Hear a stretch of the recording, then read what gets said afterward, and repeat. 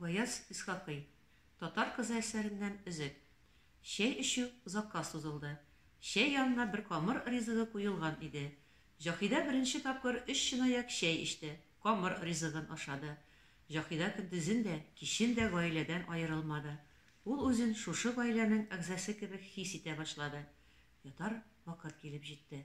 Ханым, Җаһидә, сиңа сеңелләрең белән бер бүлмәдә урын әзерләдем.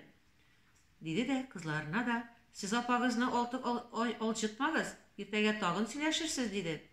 Җаһидә, тутам, мин иемә китсәм, хуҗа хатын мине эзли чыгар, инде пошамандадыр. Көн буена кайтмадым. Рөхсәт итегез дә, мин иемә китим, диде. Кызлар бер авыздан, китмә апа, бергә ятарбыз, диде. Арадан берсе, мин сиңа көмеш бармаклы, алтын тырнаклы, хан угылы хикәясен сөйләрмен, диде. Ханым, димәк, синең монда иең бар?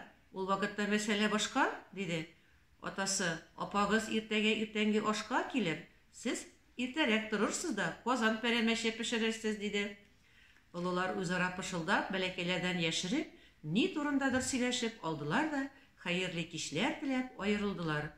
Кызлар апаларын капка төбенә чаклы озата чыктылар. Мадам Марика Җаһидәне көтеп утыра иде. Ул Җаһидәнең төшке ашка кайтмаганына борчылып, бер арада аның күрше бакчасында татар гаиләсендә көлә-көлә чәй эчеп утырганын күргәч, борчылырдай куркыныч югын күреп, тынычланган иде. Ләкин төннең яртысына кадәр алар янына утыра калганлыгына кызыксынып, авырайып беткән күз кабакларын йомдырмаска тырышып, Җаһидәне көтә иде. Яңа чәчәк аткан гөл кебек, тирә-ягына гүзәллек сирпеп, ишектән килеп кергән Җаһидәгә мадам Марика: "Кызый, сиңа ни булды? Мине куркыттың бит. Ни бар?" диде. Җаһидә: "Бер ни булмады. Мин атамны таптым, гаиләсе белән таныштым. Мадам Марика, көнемне алар янында уздырдым. Белсәң, атам ни кадәр сикемле кеше. Кыз кардәшләрем фәрештә кебек. Ханым да бик тәрбияле, акыллы хатын. Ишемдәге бөтен теләк-фикерләремне укып тора кебек. Бик мәмнүн булдым, мадам Марика", диде.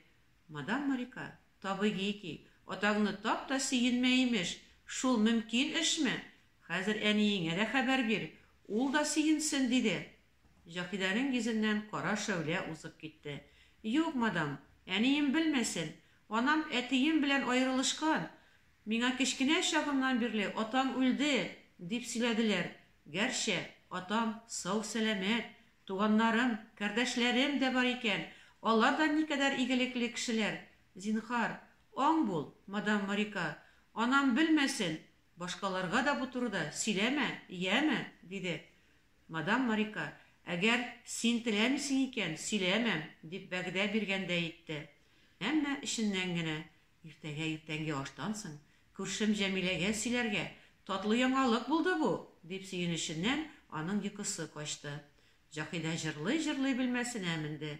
Күрше бакчага тагын бер кат күз ташлады. Анасы белән атасының бергә төшкән рәсемен букчасыннан алып, бераз вакыт карап торды. Бәхетле рәвештә, рәхәтләнеп ятагына чумды.